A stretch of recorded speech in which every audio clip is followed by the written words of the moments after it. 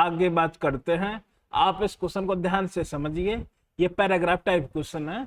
इसमें बोल रहा है कि if y equals to integration of f of t dt from u of x to v of x, let us define dy by dx in a different manner as dy by dx equals to b prime x into f square of v of x minus u prime x into f square of u of x, and the equation of tangent at a comma b as y minus b equals to dy by dx at a comma b into x minus a।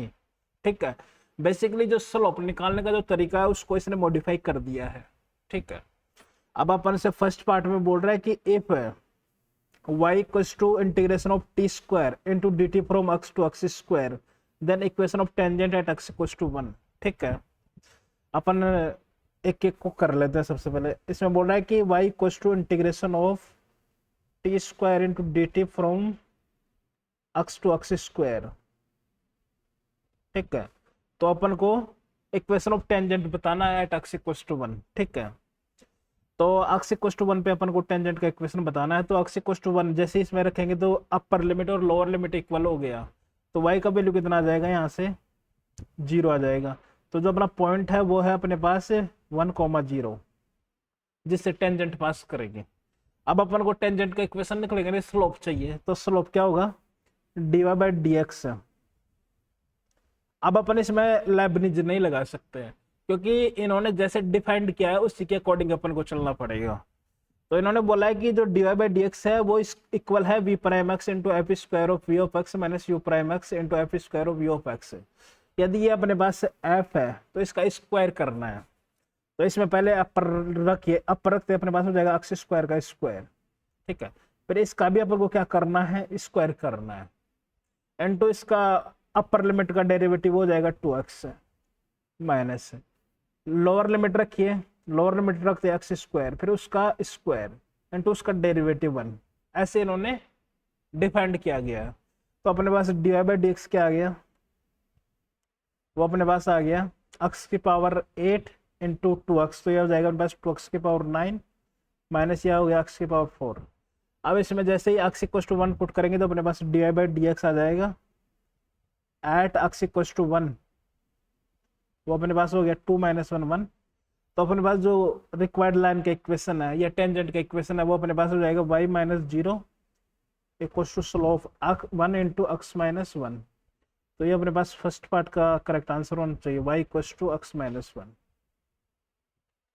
y equal to X minus 1 option C correct होगा। Second part में बोल रहा है कि if f of x equal to integration of e raise to the power t square by 2 into 1 minus t square dt from 1 to x then d of dx at x equal to 1। ठीक है,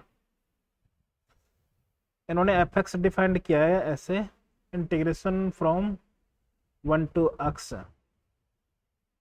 अपने पास जो function है वो है e raise to the power t square by 2 into 1 minus t square dt from 1 to x। ठीक है, slope बताना है अपन को। ठीक है, d of fx by dx अपन को बताना है।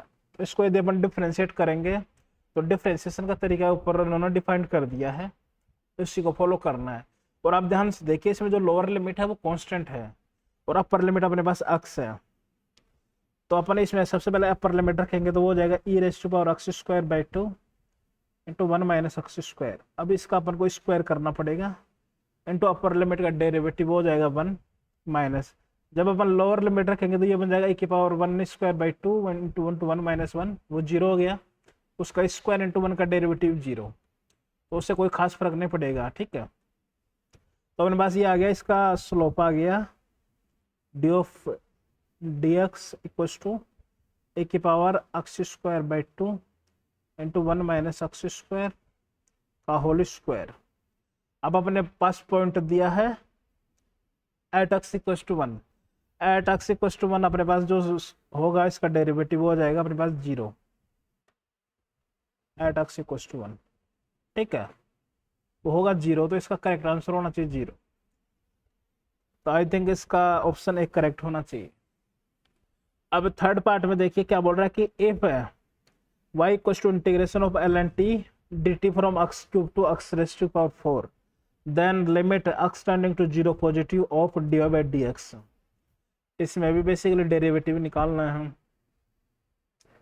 dy by dt y अपन को दिया है ln t dt, y अपने पास integration of ln t dt from x cube to x raised to power 4। तो dy by dt हो जाएगा, जब अपन इसमें अपर लिमिट रखेंगे तो हो जाएगा ln x की पावर 4 इसका स्क्वायर इंटू अपर लिमिट का डेरिवेटिव हो जाएगा अपने पास 4x cube minus lower limit रखिए ln t मतलब ln x का क्यूब का whole square into lower limit का डेरिवेटिव 3x स्क्वायर। अब जो भी इसमें कॉमन आ रहा है उसको कॉमन ले लीजिए। तो इसमें आप ध्यान से देखिए, अपन इसको ऐसे लिख सकते हैं क्या, 4x क्यूब इंटू इसको लिख सकते हैं अपन 4 टाइम्स ln x का होल स्क्वायर। इसको अपन लिख सकते हैं क्या, लिख सकते हैं 3 टाइम्स x स्क्वायर इंटू इसको लिख सकते हैं अपन 3 टाइम्स ln x का होल स्क्वायर। तो देखिए जब अपन इसमें लिमिट x टेंडिंग टू 0 रखेंगे, 0 पॉजिटिव, तो ये भी 0 बन जाएगा, ये भी 0 बन जाएगा, ये भी 0 है, ये भी 0 है, तो ओवरऑल इसका जो भी वैल्यू आएगा वो 0 ही आएगा। क्लियर? तो आई थिंक इसका भी करेक्ट आंसर 0 होना चाहिए।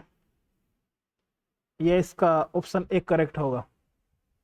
आप ध्यान से नोट कर लीजिए, आसान क्वेश्चन है। बेसिकली इसमें जो अपना लेबनिज थ्योरम होता है उसमें थोड़ा सा चेंज कर दिया और कुछ भी नहीं है। लेबनिज में अपन क्या करते हैं, अपर लिमिट रखते हैं फंक्शन के अंदर, उसका डेरिवेटिव माइनस लोअर लिमिट रखते हैं फिर उसका डेरिवेटिव, वो अपने पास लेबनिज होता है। लेकिन इसमें इसका स्क्वायर कर दिया और कुछ नहीं किया, ठीक है। लेकिन जैसे उन्होंने डिफाइंड किया उसी के अकॉर्डिंग अपन को चलना पड़ेगा। क्लियर? नेक्स्ट प्रॉब्लम आपके सामने है, ये भी पैराग्राफ टाइप का क्वेश्चन है। इसमें let g of t equals to integration of f of t comma x dx from x1 to x2 then g prime t, वो ऐसे डिफाइंड किया गया है। पार्शियल डेरिवेटिव है इसका मतलब। पार्शियल डेरिवेटिव का मतलब क्या हो गया कि जिसके रेस्पेक्ट में डिफरेंशिएट कर रहे हैं उसके अलावा बाकी सबको कांस्टेंट अज्यूम करना है। तो इसमें यदि फंक्शन जो अपना t और x का है उसमें अपन उसको t के रेस्पेक्ट में डिफरेंशिएट करेंगे, बाकी सबको कांस्टेंट रखेंगे, फिर जो फाइनल बन जाता है उसको अपन x के रेस्पेक्ट में इंटीग्रेट करेंगे जिसमें लिमिट x1 से x2 है। Consider f of x equals to, ये अपने पास फंक्शन है ln 1 plus x cos theta divided by cos theta d theta from 0 to pi. तो पहले अपन को रेंज बताना है, सेकंड पार्ट में बताना है कि number of critical points of f of x in the interior of its domain. जो भी इसका डोमेन निकलेगा उसके अंदर अपन को इसके क्रिटिकल पॉइंट्स बताने हैं, मतलब जिसके लिए डेरिवेटिव 0 हो वो पॉइंट्स निकालने हैं। थर्ड पार्ट में बोल रहा है कि एफ एक्स कॉन्टिन्यूस होगा कि नहीं होगा, डिफरेंशिएबल होगा कि नहीं होगा, वो चेक करना है। ठीक है, तो सबसे पहले क्या करिए, आप इसमें एफ एक्स निकालिए, ध्यान से ट्राई करके। एफ एक्स निकालने के लिए क्या करिए, इसको डिफरेंशिएट करिए, डिफरेंशिएट करने के लिए इसको यूज करिए। फिर यहाँ पे कुछ बनेगा उसमें किंग प्रॉपर्टी लगाइए, तो वहां से कुछ एलिमिनेट होता हुआ दिखाई देगा, तो वहां से आपको एफ एक्स मिलेगा, एफ एक्स मिल गया तो सब कुछ आ जाएगा आराम से।